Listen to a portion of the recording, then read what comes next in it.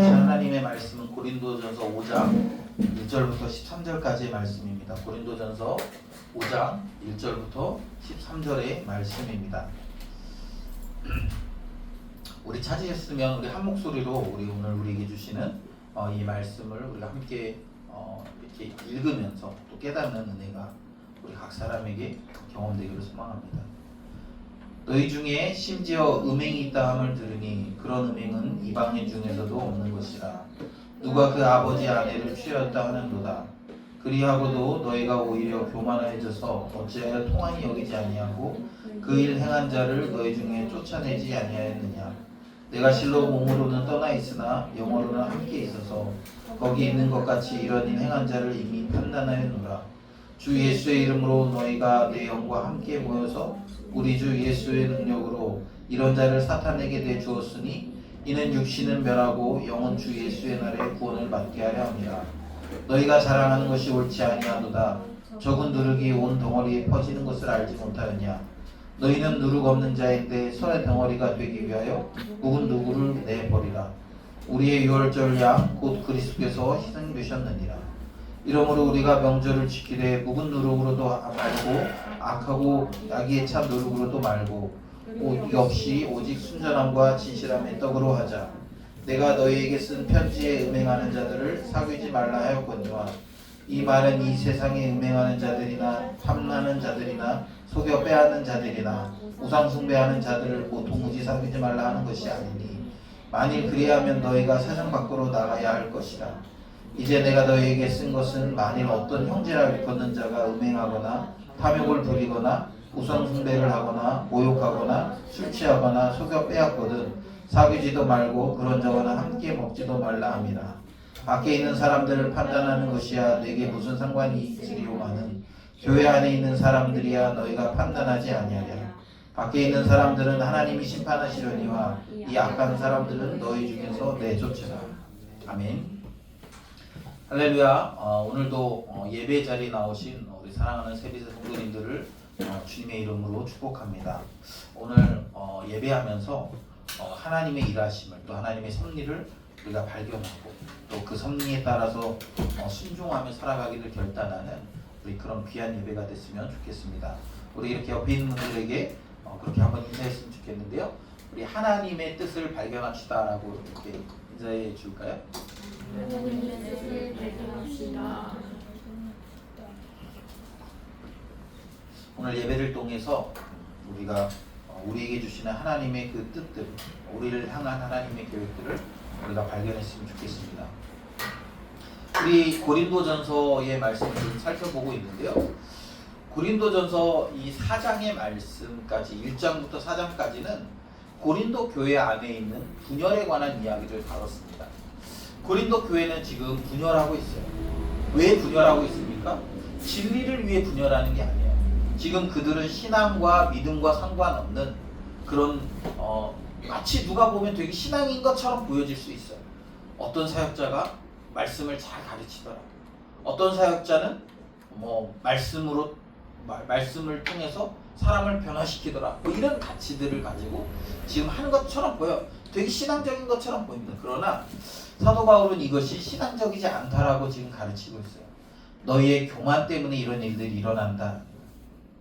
그래서 그것을 굳이 그 사역자들로 인한 것들 안에 이미 너희의 교만이 그려져 있다는 거예요. 왜냐하면 그들은 사역자들이 사역하는 방식을 가지고 지금 그것을 이렇게 가지고 내가 선호하는 사람이야, 내가 선호하지 않는 형태야, 그런 것들을 지금 이야기하는 거죠. 제가 예전에 들었던 얘기인데 제가 신학교 다닐 때 교수님들이 그런 얘기를 했습니다. 사투리를 쓰면 설교하는 설교자로서 사투리하는 사람은 마이너스다 이렇게 얘기하는 거예요. 그때 이제 여러분 아시죠? 신대원 다닐 때 제가 설교대회 나와가지고 상도 받고 이런 사람이에요. 꽤나 그 신대원에 있는 사람들 중에 왜냐면 저는 사투리를 쓰지 않잖아요. 서울 말씨만 쓰니까. 근데 이제 그런 게 되게 이렇게 마이너스라는 거예요. 물론 사투리를 쓰는 설교하면 거슬릴 수 있겠죠. 뭐 사람들이 집중이 안 되거나 뭐 아니면 사투리를 너무 많이 써서 사람들이 이제 듣는데 어려움이 생길 수 있겠죠. 그러나 그런 것들 때문에 그 사람이 설교자로서 만약에 설교할 수 없게 된다면 그것은 굉장히 불합리한 일이라고 생각돼요. 또 아니면 그거는 본질이 아니라고 생각됩니다. 뭐 물론 이제 설교학을 가르치시는 분은 그런 것까지도 고쳐서 너희가 하나님의 말씀을 잘 전달해야 된다 이런 뉘앙스로 이야기하신 것이 분명하지만 그러나 뭐 어떤 말투 어떤 뭐 그런 설교할 때 뭐 이런 걸로 사람을 평가하는 것이 옳거나 온전하지 않다라는 거예요. 제가 이렇게 예전에 수지에서 사역할 때 제가 이 수지라는 동네를 이야기하는 이유는 그 동네 사람들은 뭐 꽤나 스스로 이렇게 교養있거나 뭐 이렇다라고 판단하기 때문에 그런 얘기를 자꾸 하게 되는데 제가 있던 교회에서 뭐 이렇게 목사님 담임 목사님 계시고 뭐 이제 부교육자가 뭐 2-3명 정도 있었습니다. 그리고 목사님이 계속적으로 그 부교육자들에게 설교할 기회들을 주셨어요. 주로 이제 수요 예배나 금요 기도회나 주일 오후 예배 때 이제 설교할 수 있는 기회를 주셨습니다. 그래가지고 이제 설교를 하면 이렇게 그 사역자들이 돌아가면서 하는데 이게 좀 이렇게 너무 이렇게 좀 안타까운 부분들이 있었어요. 뭐냐면 설교가 끝나고 나면 목사님이 그 설교하는 설교자들에 대해서 피드백을 해주세요. 그러니까 공식적으로 해주세요. 그래서 뭐 예를 들면 설교가 끝나고 나서 오늘 뭐 말씀이 좋았다. 그러면서 뭐 이런 내용들이 우리가 좀 귀 기울여 드려야 되겠다. 이렇게 피드백 하실 경우도 있고요. 또 어떨 때는 설교가 좀 뭐 잘 못하면 목사님이 아직 이렇게 그 학생이라 그렇다. 그러면서 뭐 이렇게 더 이렇게 그 배우고 해야 된다. 뭐 이런 식으로 이제 얘기를 하셨는데 목사님 그러실 수 있다고 생각해요. 왜냐면 가르쳐야 되는 사람이니까. 그런데 그 교회에 약간 만연한 분위기가 뭐냐면 내가 오늘 설교를 잘했어. 그러면 끝나고 내려오면 이렇게 성도들이 밑에서 이렇게 기다리고 이제 전도사님 뭐 설교가 되게 좋았어요. 뭐 이러면서 이렇게 얘기도 하기도 하고 또 설교를 좀 누가 못했으면 이렇게 전도사님 뭐 아직 얘기야 막 이러면서 뭐 설교 좀 뭐 더 준비해야 돼 뭐 좀 더 능숙해져야 돼 뭐 이런 얘기를 하는 거예요. 그럴 때 이렇게 칭찬받는 사람은 뭐 이렇게 우쭐할 수 있겠죠. 그리고 이렇게 그 칭찬받지 못하는 사람은 뭐 그것 때문에 의기소침할 수 있겠죠. 그리고 이제 그거에 따라서 성도들의 피드백에 따라서 설교 횟수가 달라져요. 잘하는 사람은 설교 기회가 자꾸 많아져요. 근데 이제 잘 못하는 사람은 설교 기회가 점점 줄어들어요. 그래서 뭐 제가 뭐 잘했나 잘못했나 잘 못했냐는 뭐 별로 이렇게 중요하지 않지만 제가 이렇게 한동안은 막 그 일주일에 설교를 뭐 5-6번씩 하고 막 그랬어요. 계속 시켜서 잘했다는 얘기겠죠. 뭐 자랑하려고 하는 건 아닌데, 그러니까 자꾸 이제 저는 알잖아요. 제가 이게 잘한 건가? 그러니까 말을 잘하는 게 이게 설교를 잘하는 게 진짜 좋은 사역자인가? 그렇지 않을 가능성도 훨씬 많잖아요. 그런데 그런 것들이 이제 교회의 판단 기준이 되고, 그리고 이제 문제는 뭐냐면 그러니까 나는 이 사람을 선호해서 끝나면 좋은데 그게 아니라, 그리고 나머지 반대들은 나는 그 나머지 다른 사람들에 대해서는 배척하려는 그런 태도들이 옳지 않다라는, 그것이 교회의 분열을 만들고, 지금부터는 이제 뭘 얘기하려고 하냐면 그 교회의 분열이 가져오는 그런 이렇게 비참한 상태를 지금 보여주는 거예요. 오늘 이제 우리가 5장을 다루는데 5장 안에는 굉장히 좀 심각한 문제를 다루고 있습니다. 그것은 뭐냐면, 이것이 이제 우리는 이제 뭐 교회 안에 음행한 자에 대해서라고 얘기하고 있지만, 뭐 물론 이제 그것도 맞는 말입니다. 그러나 요거는 이제 아까 얘기한 앞에서와의 배경이 있어요. 뭐냐면 음행하는 사람이 있어요. 1절에 보면 너희 중에 심지어 음행이 있다함을 들었다라는 거예요. 사도 바울이 들었어요. 음행이 있다는 것을. 그리고 그 음행의 정도가 뭐냐면 이방인 중에서도 없는 거예요. 그러니까 이방인들도 잘 하지 않는 음행이라는 거예요. 그 내용은 무엇입니까?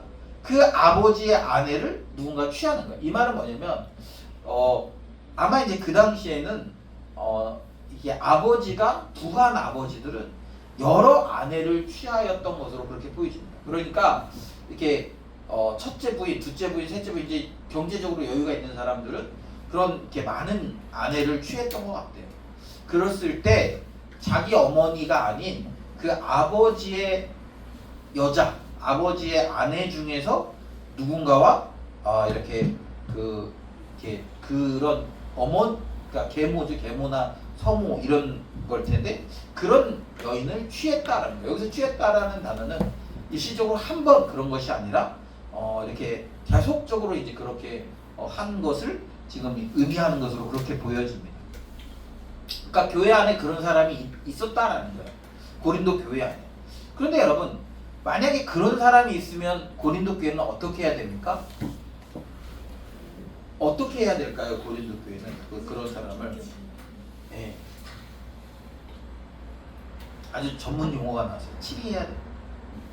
죄 지은 자, 특히 이제 음행, 그러니까 성과 관련된 범죄는 성경에서는 대부분 다 그 성적인 범죄를 범한 사람들을 죽이도록 요구하고 있어요. 그러니까 예를 들면 그런데 책임질 가능성이 남아 있어. 예를 들면 이렇게 아직 미혼인 남녀가 성적인 범죄를 저지르면 서로 책임지도록 하는 범위 안에서 용서가 가능합니다. 그러나 그렇지 않은 관계에서 일어나는 대부분의 성적인 범죄들은 죽이도록 되어져 있어요. 그래서 아버지의 아내를 취하는 자도 쳐 죽이도록 되어져 있습니다. 그러나 그들은 이 사건이 교회 안에서 일어났음에도 불구하고 통한이 여기지 않아요. 2절에 보면 돼 있죠. 그렇게 통한이 여기지 아니하고 그 일 행한 자를 너희 중에서 쫓아내지도 아니하였다. 그러니까 사도 바울은 분명히 이걸 가르쳤을 거예요. 그래서 쫓아내도록 그리고 이런 일이 일어났을 때 함께 통한이 여기는, 이게 이제 누군가 이렇게 죽음을 당했을 때, 가족이나 사랑하는 사람이 죽음을 당했을 때 애통해하는 모습을 그린 표현인데 통한이 여겼다라는 것이, 그러니까 그렇게 여기지도 않을 뿐만 아니라 그런 사람을 쫓아내지도 않았다라는 거예요. 그런데 이 원인이 무엇이라고 얘기합니까? 교만하여져서 이렇게 얘기해요. 교만하여져서. 그러면 앞에서 사도 바울이 고린도 교회의 최대의 그 안타까운 그 죄악상을 표현하면서 교회 분열을 이야기하면서 그들을 그렇게 된 이유가 뭐라고 얘기합니까? 교만해서 그래요. 교만해서. 그런데 오늘 본문에도 그 뭐라고 얘기하고 있습니까? 교만해져서 그렇다라는 거예요. 아마 이 본문을 해석하면서 아마 그랬던 것 같아요. 뭐냐면 이게 그런 일들이 이렇게 자기 편 안에서, 그러니까 이렇게 파가 나누어졌는데 자기 파 안에 그런 일이 일어났을 때 이게 사람들이 사도 바울을 통해 배웠잖아요. 그런 범죄하는 사람들은 쫓아내야 되거나 뭐 지금 이 당시에 뭐 죽일 수는 없으니까 쫓아내는 것이 마땅했겠죠. 그런데 그들이 어떻게 돼요? 이 사람을 쫓아내면 두 가지 문제가 돼요. 하나는 자기들의 숫자가 줄어드는 문제가 생기고, 그런 사람이 일어나서 범죄했기 때문에 그런 파가 나누어지는 있는 상황에서 그 일을 행한 사람이 들어있는 그 파는 이렇게 뭔가 이렇게 그 비난의 대상이 될 수 있잖아요. 그래서 아마도 그런 어떤 실제적인 그런 그 세력 싸움이나 그런 다툼에서 이제 그 힘이 약해지거나 아니면은 이제 그런 자기들이 공격받을 수 있는 빌미를 제공했다라고 생각했지 않을까라는 생각들이 듭니다. 그래서 어떻게 해요? 그래서 그들을 어떻게 해야 되는지를 분명히 알고 있었을 것 같은데 그렇게 하지 않는 거예요. 통한이 여기며 그런 일한 사람을 쫓아내야 되는데 그렇게 하지 않았다라는 거예요. 그러면서 그럼 왜 쫓아내야 되는가? 왜 통한이 여겨야 되는가? 라고 이야기할 때 사도 바울은 이렇게 얘기합니다. 6절에 보면 우리 6절 같이 한번 읽을까요? 6절. 우리 6절을 같이 한번 읽습니다. 시작. 너희가 자랑하는 것이 옳지 않아도다. 적은 누룩이 온 덩어리에 퍼지는 것을 알지 못하느냐. 그러니까 사도 바울은 뭐냐면 그런 사람이 멀쩡하게 교회 안에 계속 존재하면 그 사람이 적은 누룩, 곰팡이처럼 된다라는 거예요. 그래서 어떻게 됩니까? 그 곰팡이가 다 퍼져서 졸지에 어떻게 돼요? 다 퍼지는 거예요.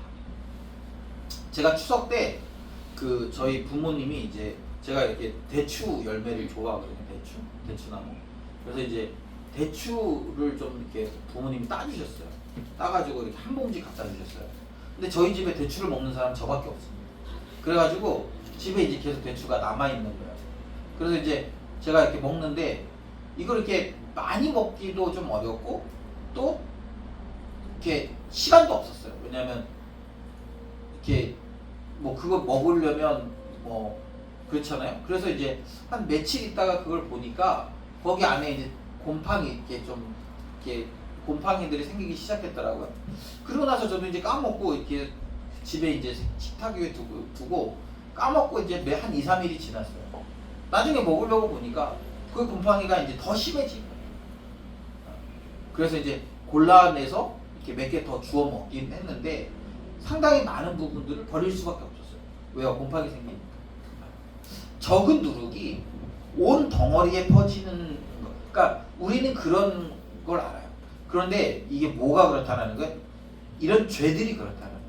사도 바울은 지금 이 죄가, 음행의 죄가 그냥 거기서 끝나는 것이 아니라 다른 사람들에게 죄 지을 자유를 열어주는 일이라는 거예요. 예를 들면 누군가 죄를 지었어요. 교회 공동체 안에서. 예를 들면 우리 여기서 예를 들면 하율이가 큰 죄를 지었어. 하율이가 예를 들면 그런데 내가 내 아들이니까 그냥 내버려뒀어. 아들이니까 그냥 조용히 그냥 우리는 다 알고 있지만 제가 조용히 넘어갔어요. 그러니까 다른 사람들도 그냥 이렇게 목사님 그냥 넘어가네. 그러니까 그냥 넘어갔어. 그러면 여러분 다음부터 어떤 일이 일어날까요? 그냥 넘어가는구나. 그러면서 어떻게 돼요? 다른 사람들도 그냥 나도 그럼 그렇게 살아야지 라고 생각을 하는 거죠. 그리고 그렇게 살면 어떻게 됩니까?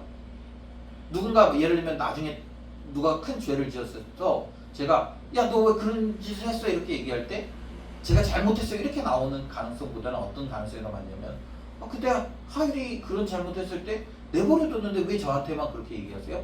라고 얘기하게 되는 거예요. 그래서 이 공동체 안에서 작은 누룩이라도 그냥 이렇게 내버려 두면 그것이 덩어리 전체를 이렇게 감싸요. 그래서 죄는요 여러분 오염성이 되게 심각합니다. 여러분 아담과 하와가 하나님이 아담과 하와에게 뭐라고 말씀하셨어요? 동산은 너네가 동산에 모든 나무 열매는 다 따먹어도 되는데 동산 중앙에 있는 선악을 알게 하는 나무 열매는 먹지 마 이렇게 얘기했잖아요. 그리고 그냥 살았어요. 그거 안 먹고도 잘 살았어요. 그런데 어느 날 사단이 나타났어요. 뱀이 나타나서 이야기합니다. 야 너 동산 중앙에 있는 나무 하나님 먹지 말라고 했지. 그거 먹지도 말고 만지지도 말고 막 하라고 해. 그 결과가 뭡니까 나중에? 그 나무 열매를 이들이 봤는데 보암직도 하고 먹음직도 하고. 여러분 진짜 그랬을까요? 진짜로 그 사단이 나타나기 전까지는 원래 그게 보암직도 하고 먹음직도 한 열매였는데 뭐 그랬던 건가요? 제가 볼 때는 아니거든요. 그냥 평범한 과일 중에 하나였어요. 그냥 평소에도 지나다니면서 봤는데 굳이 그것을 먹고 싶은 욕망이 생기지 않았을 거예요. 그런데 어때요? 사단이 그 말을 하는 순간부터 그 선악을 알게 하는 나무는 먹음직도 하고 보암직도 하고 사람을 지혜롭게 할 만큼 탐스러운 열매가 되는 거예요. 진짜 그 열매가 그렇게 된 게 아니라 이미 내가 죄에 오염되어 있기 때문에 죄에 오염되어 있어서 그렇게 보여지게 되어지는 거예요. 여러분 죄는 그런 영향력이 있어요. 죄는 오염돼요. 그냥 끝나는 게 아니야. 나 혼자 죄 짓고 끝나는 게 아니라 죄가 오염되고 또 오염돼서 결국엔 어떻게 됩니까? 공동체의 모든 사람들이 그 죄에 물들 때까지 죄는 오염시키게 되어져 있는 거예요.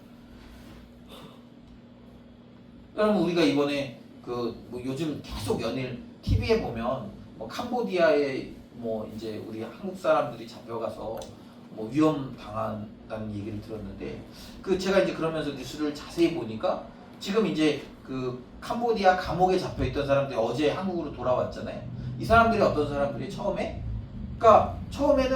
이 사람들도 어쩌면 그냥 이렇게 피해자처럼 들어갔는지도 몰라요. 그런데 이 사람들이 범죄에 가담하고 그러니까 한국으로 안 오겠다는 사람이 그 안에 있대 있잖아요. 혹시 죽을지도 모르는데 자기들이 그런 위기에 처할 수도 있는데 한국으로 오지 않겠다라고 했다는 거예요. 이미 그 죄 안에 자기도 그 죄 안에 그래서 그 사람들은 피해자이기도 하지만 가해자이기도 한다라는 거예요. 그래서 그 사람들이 다 지금 이제 뿔뿔이 흩어져서 감옥으로 가서 거기서 이제 조사받고 있다. 이런 제가 어제 뉴스를 좀 유심히 봤거든요. 어쩌면 여러분, 그러니까 이런 거예요. 죄가 우리가 이제 죄를 다룰 때 그냥 죄는 나 혼자 지으면 끝나가 아니라 그 죄가 계속적으로 내가 죄를 지으면 어떻게 되냐면 죄 안 지은 사람들을 죄 짓게 하고 싶은 욕구들이 생겨나는 거예요. 제가 이렇게 항상 얘기하잖아요. 우리 회사 같은 데 가면 그런 사람이 있어요. 나는 그리스도인이기 때문에 나 예수님 믿기 때문에 술을 안 해. 그런데 회식 자리 가서 왜 술 안 해요? 그래서 나 교회 다녀서 술 안 먹어 이러면 꼭 그런 얘기 하는 사람이 있다니까. 나도 교회 다니는데 괜찮아. 뭐 아니면 나도 예전에 교회 다녔는데 괜찮아. 뭐 이런 얘기하는 사람들 있잖아요. 그 사람들 심리 안에 뭐가 있는 줄 아세요? 그 사람들이 자기들이 그런 걸 하고 있기 때문에 저 사람도 그러니까 그냥 지나가는 말처럼 하지만 그 자기들의 그런 민망함들을 그런 말로 이렇게 하는 거예요. 그리고 그 말 때문에 실족하고 그 말 때문에 죄에 넘어가는 사람들이 생겨나게 되는 거예요. 왜 그래요? 죄는요 자꾸 또 다른 죄를 불러일으킬 가능성이 많이 있습니다. 그래서 사도 바울이 뭐라고 얘기하는 거예요? 지금 그 죄 있는 자들을 쫓아냈어야 된다라는 거예요. 그런데 지금 고린도 교회 사람들은 왜 그 죄를 철저하게 다루지 못합니까? 왜 철저하게 다루지 못해요? 편이 갈라져 있기 때문에 그런 거예요. 네 편, 내 편이 갈라져 있기 때문에 그런 거예요. 여러분 이렇게 여러분들은 뭐 정치에 관심이 없겠지만 저는 이제 그 정치 관련된 뉴스 유튜브 영상 이런 것들을 좀 자주 보거든요. 그런 걸 보면 어떨 땐 이런 게 있어. 뭐냐면 이 사람 분명히 잘못했어. 잘못했는데 이 사람이 잘못한 게 분명한데 같은 편이니까 모른 척 해주는 경우들이 있어요. 국회의원들 중에. 그래서 방어해주고 실드 쳐주고 누가 봐도 이거 진짜 잘못했어. 그런데도 그렇게 해주는 거예요. 왜요? 같은 편이니까. 그리고 다른 사람들이 한 잘못에 대해서는 막 이렇게 냉정하게 비판하고 막 그렇게 하는 거죠. 여러분 지금 고린도 교회의 문제는 그런 거야. 교회 안에 그런 분열이 있기 때문에 이건 누가 봐도 이런 음행을 했어. 그럼 누가 봐도 얘는 당연히 교회 안에서 내쫓아야 돼. 요건데 하지 않는 거예요. 그리고 다들 어떻게 합니까? 통안이 여기지 않아요. 왜요? 지금 우리가 이거 진짜 이거 잘못한 거예요. 얘 진짜 나쁜 짓 했어. 이렇게 얘기하면 어떡해요? 그 나쁜 짓을 한 사람이 있는 그 파가 공격을 받을 수도 있기 때문에 철저하게 자기들의 파를 보호하는, 그러니까 하나님의 말씀보다 이들이 뭐가 더 중요한 거예요? 하나님의 말씀을 지키고 하나님의 교회를 거룩해 하는 것보다는 자기들의 논리를 주장하는 것이 훨씬 더 강하고 그것 때문에 지금 옳고 그름을 잘 분별하지 못하는 거예요. 분명히 성경에서는 또 사도 바울이 미리 가르칠 때는 그런 것들을 다 가르쳐 줬단 말이에요. 누룩은 제거하고 해야 된다. 너희가 그런 사람 음행하는 자들과는 사귀지도 말라 이렇게 얘기해요. 그렇게 분명히 가르쳤는데 그런데 이들은 그런 자기들의 그런 그 당파를 보호하기 위해서 지금 아무런 그런 치리하는 행위를 하지 않는. 그래서 결국은 어떻게 됩니까? 그렇게 되면 결국엔 공동체 전체가 죄로 물드는 거예요. 여러분, 공동체 전체가 죄로 물드는 게 그게 쉬운 일이야. 어려운 일이야. 지금 이렇게 됐잖아요. 그럼 그 다음에 다른 뭐 예를 들면 아볼로파에서 이렇게 했다고 칩시다. 그럼 다음번에는 바울파에서 누가 그런 죄를 지어도 어떻게 돼요? 그러면 또 치리할 수 없는 거예요.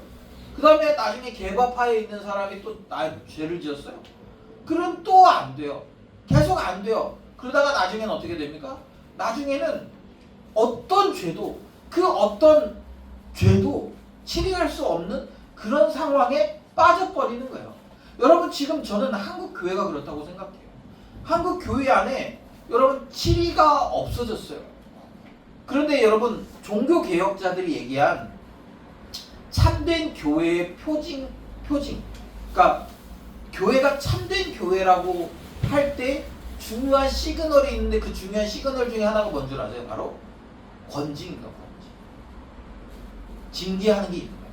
누군가 하나님의 말씀대로 살지 않고 하나님의 말씀을 이렇게 버리고 그 말씀대로 살지 않을 때 교회는 반드시 그런 사람들에 대해서 책임지도록 하는 것이 있었어요. 그런데 그렇게 해야 교회가 참된 교회예요. 그런데 그런 권징이 없는 교회는 참된 교회가 아니라고 우리가 잘 알고 있는 깔뱅이, 우리가 잘 알고 있는 마틴 루터가, 그런 종교 개혁자들이 그것을 주장했단 말이에요. 그래서 여러분, 교회 안에는 반드시 죄에 대한 권징이 필요해요. 그런데 여러분 최근에 누가 교회에서 어떤 잘못을 저질러가지고 교회에서 치리받았다는 얘기 들어본 적이 있으세요? 아마 혹시 여러분 주변에 교회를 좀 다닌 사람들 중에도 치리라는 단어를 모르는 사람이 많을지도 몰라요. 교회 안에서 죄에 대해서 치리하는 장면을 한 번도 보지 못한 사람도 있을지도 몰라요. 아마 그런 경우들이 허다할걸요. 왜요? 교회 안에 그런 권징과 치리가 사라진 지 이미 오래요. 오래. 그러면서 하는 이야기가 뭡니까? 우리가 교회는 사랑인데 사랑으로 품어야지. 여러분, 사실 진짜 사랑으로 품어야 하는 상황은 어떤 상황입니까? 사역자들의 연약함이 나타나요. 그 뭐 어떤 사역자들이 죄 지을 때 이럴 때 얘기하는 게 아니라, 혹시 뭐 좀 덜 잘 가르치고, 혹시 뭐 예를 들면 이 사람이 사투리로 설교를 하고, 뭐 아니면 이 사람이 설교를 할 때마다 막 너무 긴장해서 자기가 준비한 것들을 이런 것들을 사랑으로 품어줄 수 있는 것들이에요. 그런 것들은 도리어 그런 상황이 생겼을 때 그것을 막 이렇게 분열하는 그런 기준으로 삼는 게 아니라 그런 건 사랑하고 품어줘야 돼요. 우리 공동체 지체 중에 누가 연약해, 뭔가를 잘 못해, 뭔가 일을 맡겨줬는데 잘 못했어. 그럴 때는 우리가 사랑으로 품어줘야죠. 그러나 치리해야 될 때가 있어요.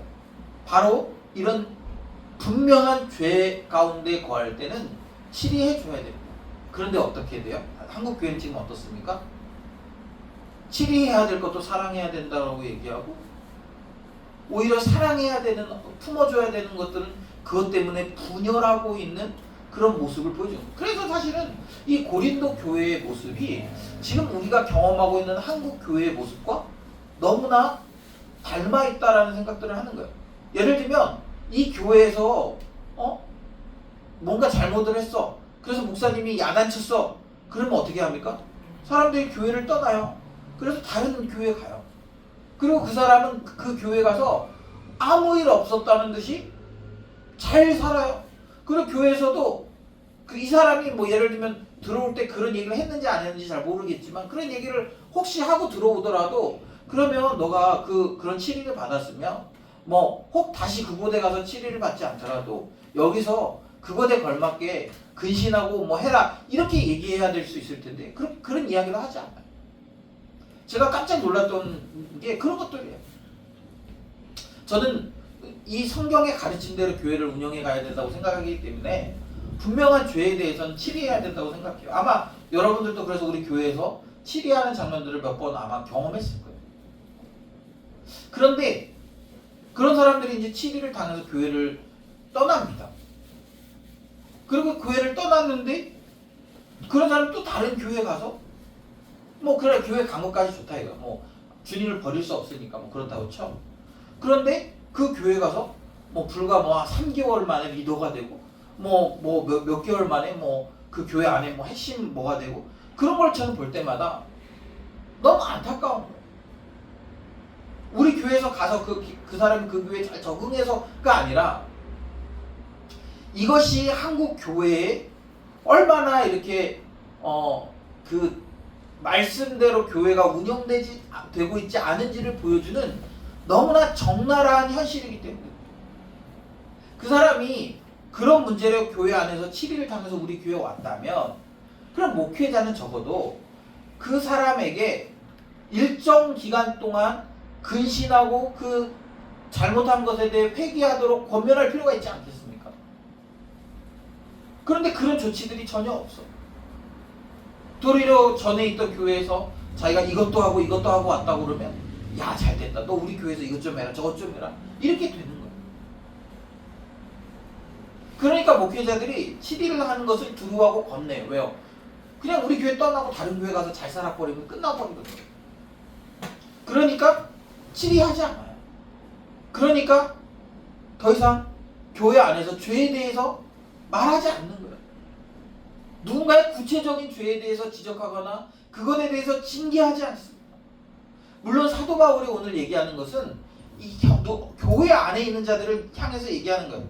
세상에 있는 자들에 대해서는 그들에 대해서는 내가 할 말이 없다 이거. 왜요? 원래 세상에 있는 사람들은 죄 짓는 사람들이고 그들은 이미 하나님이 그들의 죄 가운데 내버려 두셨기 때문에 그들은 이미 하나님의 심판을 경험하고 있는 중이에요. 죄를 지어도 마음에 양심이 없고요. 죄를 지어도 누구 하나 그들을 제지하는 사람이 없어요. 그래서 어떻게 됩니까? 하나님의 진노를 그들에게 쌓는 결과를 만들어가고 있는 거예요. 그래서 그들은 나중에 하나님 앞에 섰을 때 당해야 되는 그런 하나님의 진노가 어마어마한 거죠. 그러니까 그들을 향해서는 사도 바울은 그들을 우리는 상관할 바 아니야. 그러나 적어도 너희 안에 형제라고 하는 자들, 너희 공동체 안에 그런 믿는다라고 얘기하는 자들이 죄 지을 때에는 그들과 함께 사귀지도 말고 함께 먹지도 말아야 된다 이렇게. 그리고 그들을 쫓아내야 된다 이렇게 얘기하고 있다. 그런데 개인의 사리사욕이나 아니면 그 일부 분파의 그런 사리사욕 때문에 그런 것들을 하지 않고 있는 고린도 교회를 향해 사도 바울은 너희들이 지금 도대체 뭐 하고 있냐? 너희들이 지금 내가 그런 것들을 가르쳤음에도 불구하고 왜 그것에 대해서 지금 분명하게 온전하게 하지 않느냐라고 지금 책망하고 있는 내용을 우리는 살펴보고 있는 것입니다.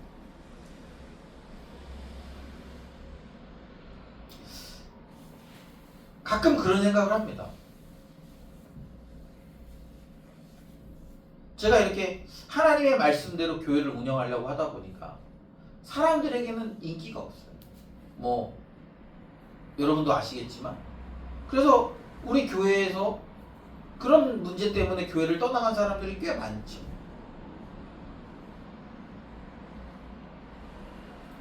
그럴 때마다 저도 내면에 깊은 고민이 돼요. 그냥 내가 조용히 있으면 그냥 내가 모른 척하면 괜찮을 텐데 그냥 내가 아무 저거 안 하고 그냥 다른 목사님들처럼 아니 그냥 잘해봐라 너네 뭐 알아서 잘하고 뭐 그냥 좋은 말만 해주면 그러면 그 교회를 떠나는 사람도 적을 거고 그래서 그런 교회가 위기를 겪는 것도 많이 줄어들 텐데 라는 생각을 하게 되는 거지.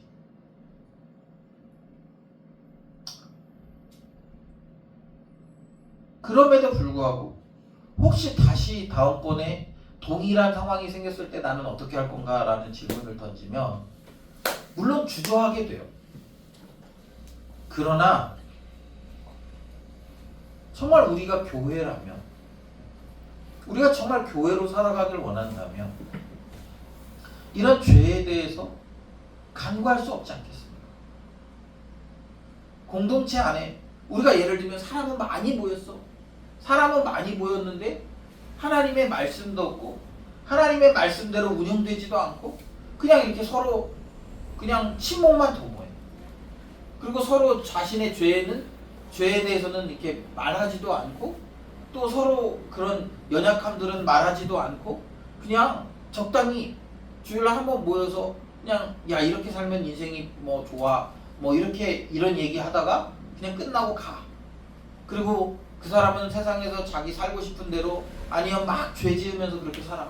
그래도 뭐 아무런 관심도 갖지 않고 내버려둬. 여러분 그게 정말 교회로서 좋을까요? 정말 그러면 좋은 우리의 상태들이 되겠습니까? 오히려 저는 만약에 제가 교회를 갔는데 그런 교회를 간다면 저 되게 불편할 것 같아요. 왜 교회가 교회로서의 본질적인 역할을 하지 않고 왜 목회자는 목사로서의 본질적인 역할을 하지 않을까? 하나님은 우리로 하여금 너희는 세상의 빛이고 너희는 세상의 소금이라고 얘기했습니다. 하나님이 우리를 빛이라고 얘기했을 때 그 빛으로서 우리들의 역할이 있어요. 어두움을 밝히는 역할입니다. 그 말은 뭐예요? 우리가 빛이기 때문에 어두움이 드러나게 돼 있고요. 그래서 우리가 사는 기준 때문에 우리가 사는 삶의 기준 때문에 사람들이 그것을 죄라고 인식하게 되는 거예요. 요즘 분위기에서는요. 혼전 관계 뭐 이런 거 다 자유롭잖아요. 요즘 뭐 교제하고 뭐 한 몇 달 교제하면 그냥 다 남자가 여자가 같이 그냥 잠자리 하는 분위기예요. 그래서 그것이 아무렇지도 않은 것처럼 느껴지는 분위기 속에서 우리가 그렇게 살면 안 된다라고 얘기하고 우리가 그렇게 살지 않으면 그들은 어떻게 됩니까? 그럼 자기들은 그렇게 살면서도 그러면서 뭐 변명하겠죠. 요즘 분위기가 그렇고 요즘 뭐 상황이 그렇고 그렇게 안 살면 요즘 분위기 속에서 다 이렇게 뒤떨어지는 분위기고 뭐 그런 얘기 하겠죠. 그런 얘기를 하면 할수록 뭐예요? 마음에 꺼리낌과 양심의 가책을 느끼고 있다는 증거죠. 제가 같이 이제 저희 회사에 아르바이트 하는 친구가 있는데요. 그 친구는 이제 뭐 술도 좋아하고 막 이렇게 교회를 다니긴 해요. 뭐 그 얘기하면 여러분들이 다 알만한 되게 큰 교회 다녀요. 보니까 뭐 청년부 활동도 되게 열심히 하더라고요. 근데 주중에는 뭐 술 마시러 다니고 그러면서 뭐 이렇게 그 술 마시면서 만나는 여자들하고 같이 잠자리도 하고 그래요. 그래서 이제 나이가 좀 많아서 제가 왜 결혼 안 하냐, 빨리 결혼해야 되지 않겠냐 그랬더니 하는 얘기가 대뜸 하는 얘기가 교회에 만날 사람이 없대. 왜 교회에서 만나려고 그러냐, 밖에서 만나지. 같이 술 먹고 하는 사람들이 많대는데 왜 굳이 교회에서 만나려고 그러냐 그랬더니 교회 안에 있는 사람들이 착하잖아요. 교회 안에 있는 자매들이 착하고 순진하다는 거예요. 그래서 야 뭔 소리냐, 넌 맨날 술 먹고 그렇게 놀러 다니고 뭐 원나잇도 하고 하면서 너는 그러면서 그랬더니 사람이 그렇다는 거예요. 자기는 그렇게 놀아도 내 배우자만 안 그랬으면 좋겠고 자기가 보니까 교회에 있는 사람들은 그래서 교회 안에서 만나려고 한다는 거예요. 야, 그래서 제가 속으로 와 진짜 어떻게 그런 생각을 가지고 살고 뭐 그러냐, 교회를 가냐 그런 생각이 좀 들었는데 그게 여러분 일반적인 이렇게 지금 이렇게 분위기고 그러니까 그럼에도 불구하고 제가 이제 그걸 그러면서 느꼈던 건 그래도 얘가 교회 안에 있는 자매들은 근데 그래도 순수하다 뭐 이런 식으로 생각하고 있는 그 말은 뭐냐면 세상에 있는 사람들은 다 그래도 교회 안에 있는 사람들은 그래도 하나님의 말씀대로 살려고 한다라는 그런 생각들이 있는 거죠. 그리고 저는 그것들을 우리가 계속적으로 가지고 있어야 된다고 생각해요. 그래야 세상에 있는 사람들이 그런 교회를 보면서 야 원래 이게 죄였지, 이렇게 하면 안 되지 라는 생각들을 하게 되는 거지. 그게 빛의 역할이고 그게 소금의 역할. 우리가 부패하지 않도록, 세상이 부패하지 않도록 적어도 작은 가이드라인은 제시해 줄 수 있는. 그런데 요즘 교회는 그렇지 않은 경우들이 훨씬 더 많죠. 요즘 교회는 세상과 별반 다르지 않는 것 같아요. 왜 그랬을까요? 처음에 요거부터 시작하는 거예요.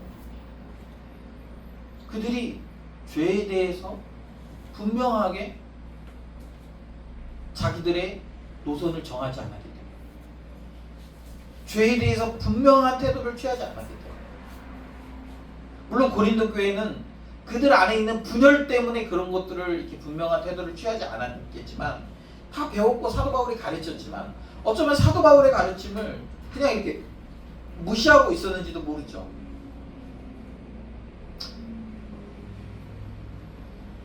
그럼에도 불구하고 교회는 이 죄에 대해서 분명한 태도를 취해야 이 교회가 교회됨을 유지할 수 있다는 거예요.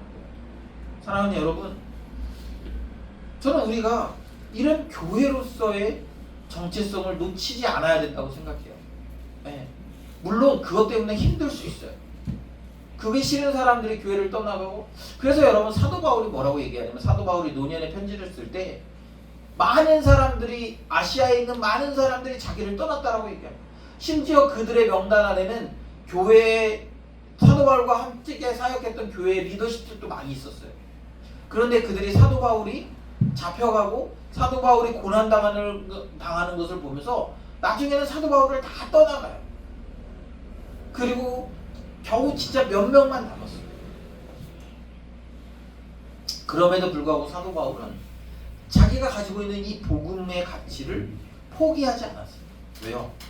이게 인기 있는 것이 아닐 수도 있고요. 사람들의 다수의 그런 인정을 받는 것이 아닐 수도 있어요. 그럼에도 불구하고 뭡니까? 하나님의 말씀이기 때문에, 하나님의 뜻이기 때문에 이렇게 한 거예요. 전 여러분 우리 교회가 그렇게 살아야 된다고 생각해요. 여러분들이 그렇게 살아야 된다고 생각합니다. 그러면 여러분들이 그렇게 삶으로 인해서 세상에 빛이 되는 거예요. 어둠 속에 살아가는 사람들과 구별되는 거예요. 여러분 빛과 어둠은 구별되게 되어 있습니다. 물론 우리가 살아가는 이 시대는 너무 깜깜하기 때문에 우리처럼 이 작은 빛의 존재가 그렇게 많이 드러나진 않을 수 있어요. 그럼에도 불구하고 뭐예요? 우리는 하나님의 말씀대로 살아가기 위해서 몸부림치고 고통스럽게 우리는 그렇게 살아내야 되는 거예요. 그게 우리의 사명이기 때문에, 빛으로서의 사명. 여러분 우리는 소금으로서의 사명을 감당해야 돼요. 부패하지 않게 하는 그 역할, 짠 맛을 내는 그 역할. 아주 작은 존재지만, 그러나 그 작은 존재라도 그 이렇게 물 안에 그 음식 안에 뿌려지면 짠 그런 맛을 내고 또 음식이 부패하지 않도록 하는 역할을 감당하는 거예요.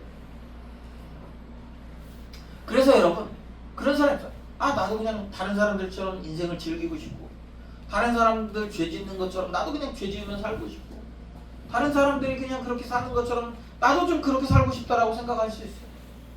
여러분 그 말은 뭐예요?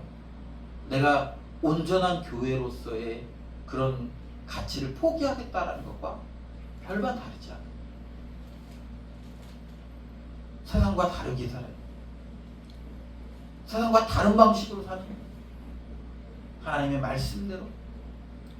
그것이 고리타분하고 그것이 시대의 흐름과 많이 동떨어져 있는 것처럼 느껴질지라도 우리는 그렇게 살아가는 거예요. 왜요? 그렇게 살아가는 것이 하나님의 교회의 사명이고 하나님이 부르신 성도의 본질적인 사명이기 때문에 그렇습니다. 만약에 여러분이 처한 그곳에서 그렇게 살아갔잖아요. 내가 하나님 말씀대로 하나님 말씀을 지키면서 그러면 처음에는 아무도 알아주지 않을 수 있어요. 그러나 어느 순간이 되면 사람들이 빛인 존재 앞으로 나오게 돼 있어요. 제가 예전에 군대 있을 때, 이게 오래된 얘기네요. 이제는 뭐 20년 전 얘기죠. 군대 있을 때 교회 가는 것 때문에 참 많이 힘들었어요. 쫄딱 올 때 저는 이제 아무것도 모르고 이제 주일날 이렇게 교회 갈 사람 손 들어야 돼요. 아무 생각 없이 손 들었어요. 그래갖고 이제 명단 적으면 다 가야 되고 적어. 그날 갔다 왔는데 내무실 분위기 싸한 거죠. 알고 봤더니 주일날 저는 내무실에 남아서 해야 될 일이 있어요. 내무실 청소하고 고참들 빨래하고 그리고 이렇게 뭐 하고 그리고 나서 이제 제 시간이 생기는 거더라고요. 몰랐어요 그때. 그냥 교회 갔죠. 다음 주에 또 이제 교회 갈 사람 손 들어라. 그 전주에 엄청 혼났거든. 또 가면 손 들었어. 또 갔어요. 갔다 와서 또 혼났어. 그렇게 한 3, 4주를 그랬나. 근데 이제 대신에 뭐 했냐면 아침에 일어나자마자 제가 내무실 청소하고 제가 원래 해야 되는 일들을 열심히 다 해놓는 거예요. 그렇게 한 3, 4주쯤 지났을까요? 또 교회 갈 사람 손 들으라는 거예요. 그런데 제가 손 들기도 전에 우리 고참이 한 명 오더니 야 쟤는 가야지 그러면서 이름을 적으라고 하는 거예요. 나 손 들지도 않았는데. 그리고 그렇게 가기 시작하면서부터 안 혼나기 시작했어요. 이제 안 혼나잖아. 편해졌잖아. 또 마음에 그런 생각이 돼요.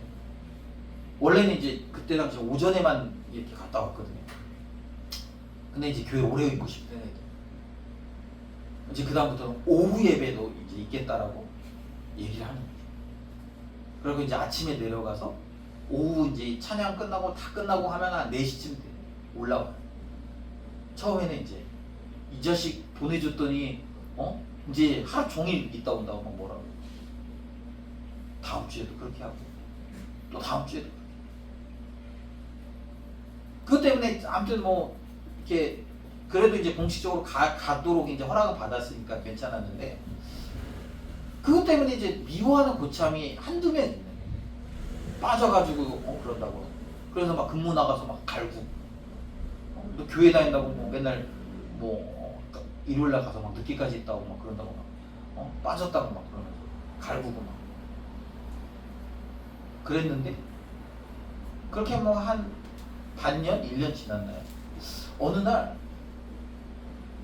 저를 되게 이렇게 좀 뭐 그랬던 고참 한 명이랑 근무를 나가게 됐어요. 긴장하고 나갔죠. 그런데 그 고참이 평소 같지 않아요. 그래서 저한테 얘기하는 거예요. 야, 너 교회 다니면 기도도 하냐? 그래요. 기도한다. 그럼 기도하면 들어주냐? 그래요. 그렇다. 그랬더니 자기 얘기를 하기 시작해요. 자기 집에 어려운 일이 있는데 자기 어머니가 뭐 어디 아프시고 그래가지고 자기가 아버지는 없고 어머니만 있는데 이제 아프시고 막 이러니까 기도해달라. 제가 기도해드려요. 기도해줬어요. 제가 교회 가는 걸 되게 못마땅히 했는데 기도해달라고 부탁하고 나중에는 말년에는 그분도 말년에는 저랑 같이 교회도 가고 그랬거든요.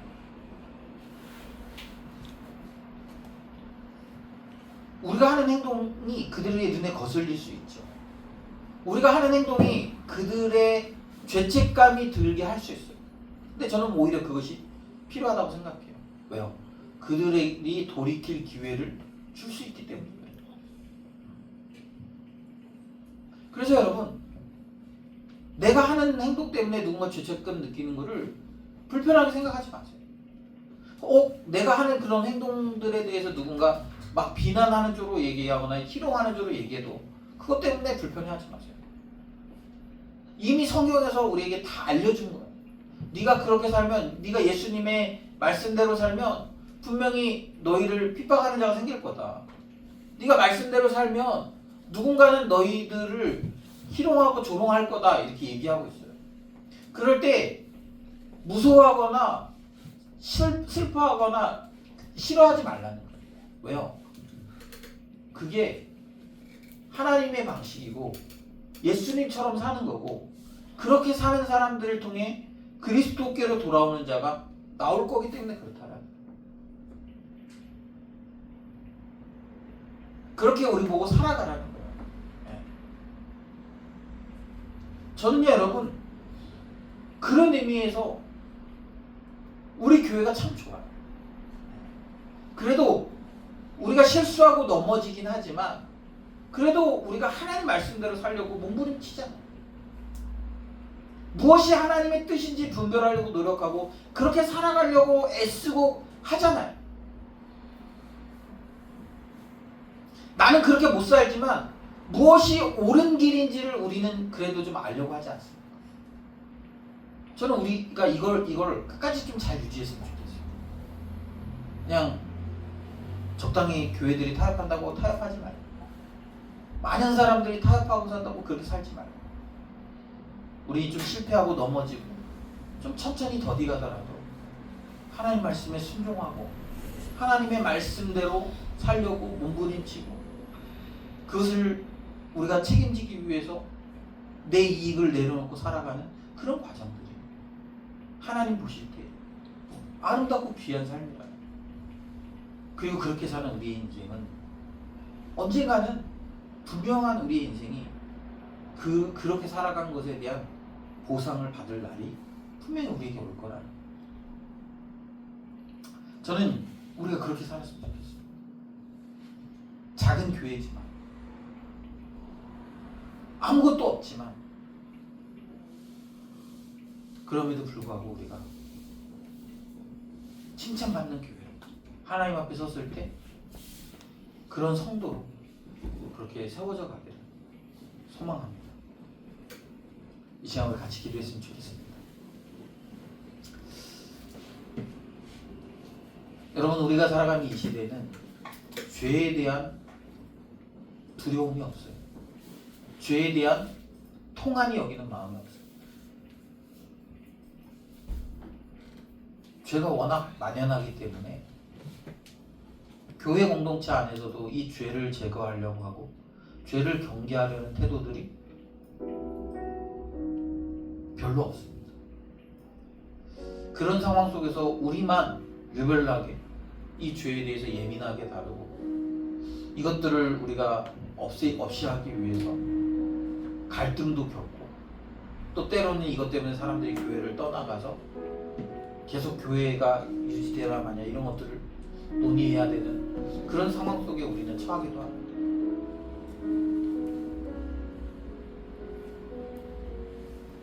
그리고 그런 순간이 될 때마다 계속 이렇게 해야 되나? 라는 그런 갈등도 하게 돼요.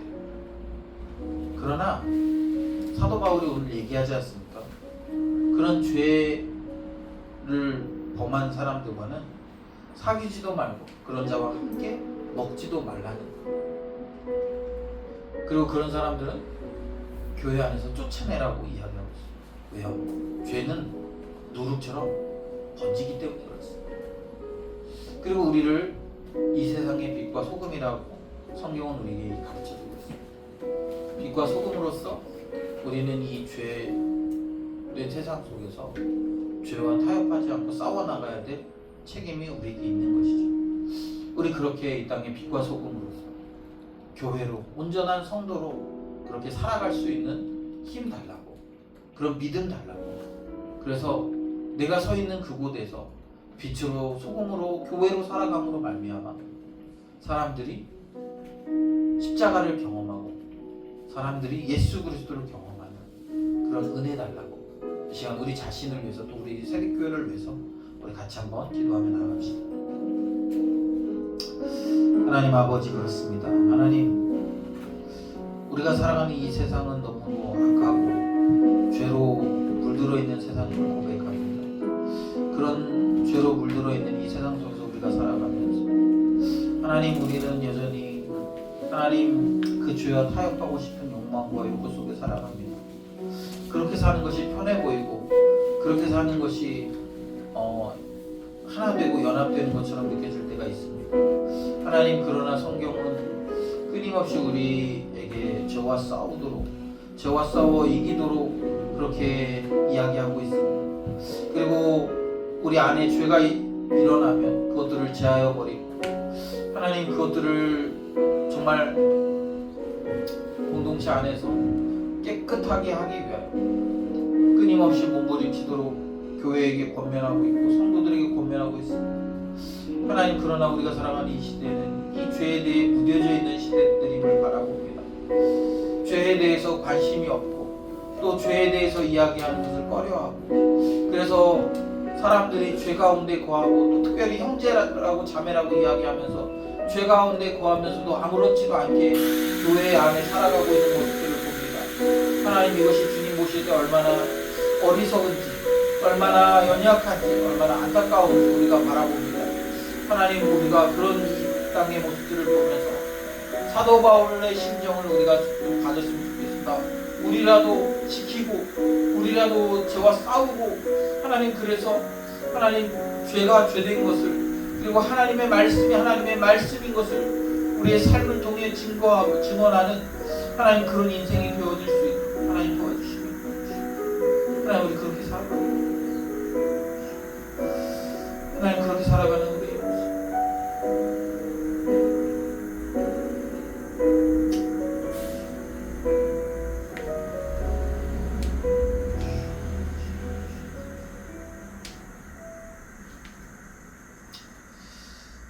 하나님 아버지, 감사합니다. 오늘도 고린도전서 5장의 말씀을 통해서 하나님, 우리가 어떤 존재로 살아야 되는지, 우리가 어떤 태도로 살아야 되는지를 다시 한번 분명하게 알게 해주셔서 감사합니다. 하나님, 우리가 교회로서, 또 하나님, 우리가 세상의 빛과 소금으로서 죄와 싸워서 하나님의 말씀을 지켜내는 그런 삶의 태도를 우리가 붙들고 살아갈 수 있도록 하나님 도와주시옵소서. 세상 사람들은 죄를 지으면서도 아무런 양심의 가책을 느끼지 않습니다. 그래서 점점 더 죄의 그 검은 유혹 속에서 살아갑니다. 그러나 교회는, 그러나 그리스도인들은 빛인 세상 소금인 우리들은 죄에 대해서 민감하게 반응하고 하나님의 말씀대로 살아가기를 몸부림쳐야 됨을 오늘 말씀을 통해 다시 한번 깨달았습니다. 하나님, 우리 그렇게 살아가기 위하여 날마다 죄와 싸우는 하나님, 그런 태도들을 우리가 가질 수 있도록 도와주시고, 그리고 우리가 죄와 싸울 때 무엇이 하나님의 말씀이고 무엇이 진리인지를 우리의 삶으로 보여줄 수 있도록 하나님 도와주시옵소서. 그래서 하나님, 죄 가운데 있는 자들이, 어둠 가운데 있는 자들이 빛을 봄으로 말미암아 자신들이 어두움이라는 것을 깨닫게 하시고 빛 가운데 나와 예수 그리스도를 만나는 하나님, 그런 귀한 역사들이 일어날 수 있도록 도와주시옵소서. 하나님, 우리가 살아가는 직장 안에서, 또 학교에서, 가정에서 우리가 빛과 소금으로서의 역할들을 감당해냈으면 좋겠습니다. 그래서 우리의 모습 때문에 죄 지은 자들이 예수 그리스도께 나아오고 그 십자가의 보혈을 경험하고, 그래서 이 빛이 되고 함께 소금이 되어가는 이 귀한 역사들을 우리의 삶을 통해 하나님 이루어 가 주시옵소서. 하나님, 이 시간 우리가 주님 앞에 나올 때 귀한 예물 들고 하나님 앞에 섰습니다. 하나님, 우리의 믿음의 고백을 통해 우리가 이 땅에서 빛으로 소금으로 하나님의 나라로 교회로 살아가기를 결단합니다. 하나님, 그렇게 살아갈 때 우리의 인생에 고난이 있고 핍박이 있겠지만 그 고난과 핍박 가운데서도 하나님은 우리를 지키고 보호하시는 것을 날마다 경험할 수 있도록 도와주시고, 또 우리의 먹고 마시고 또 우리의 필요들을 주님이 채우시는 것들을 날마다 깨닫고 경험하도록 하나님 도와주시옵소서.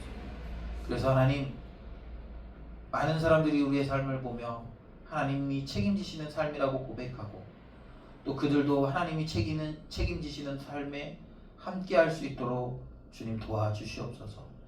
하나님, 이제 우리 세상으로 나아갑니다. 그곳은 죄와 어둠이 가득한 곳이지만 우리가 존재함으로 빛이 되고 우리가 존재함으로 소금이 됨을 깨닫습니다. 하나님, 그곳에서 우리가 빛과 소금으로서 역할들을 잘 감당할 수 있도록, 그래서 많은 사람들을 구원하는 구원의 방주 역할들을 잘 감당할 수 있도록 주님 도와주시옵소서. 감사드리며 예수님의 이름으로 기도드립니다. 아멘. 지금은 우리를 죄로부터 구원하시기 위하여 십자가에서 자기 자신을 내어주신 예수 그리스도와 그 아들을 우리에게 주신 하나님의 한없는 사랑과 성령님의 도우시는 손길이 오늘도 주님의 말씀을 듣고 죄와 싸워 이기고 세상에서 빛과 소금으로서 역할들을 감당하기를 결단하는 거룩한 주의 백성들의 머리 위와 삶의 자리마다 이제로부터 영원토록 함께 있을지어다.